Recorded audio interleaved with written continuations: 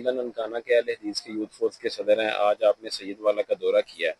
تو اس کے اوپر آپ کیا کہنا چاہیں گے؟ جس طرح کہ آپ سب کو پتہ ہے کہ اس وقت ملک پاکستان پوری قوم کے لیے مشکل وقت ہے، مشکل حالات سے یہ دوچار ہے پوری قوم، اور آپ دیکھ رہے ہیں کہ الحمدللہ شروع دن سے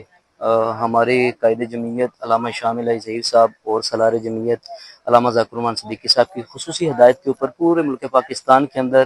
وہ چاہے بنیر ہو، سوات ہو، قصور ہو، سیالکوٹ ہو، مختلف اضلاع میں ہر اپنی ہماری جماعت کے لوگ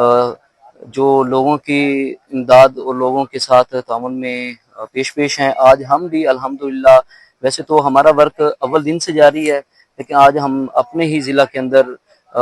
سید والا کا یہ دورہ کیا ہے۔ آپ دیکھ رہے ہیں کہ سائڈوں میں سیلاب کس قدر ادھر ضلع ننکانہ میں آ چکا ہے، تو ہم الحمدللہ لوگوں کے ساتھ جو تعاون ممکن ہے، راشن کی صورت میں، نقدی کی صورت میں، میڈیکل کی صورت میں، وہ انشاءاللہ ہم لوگ پہنچا رہے ہیں اور اپنی انتظامیہ کے ساتھ شانہ بشانہ کریں۔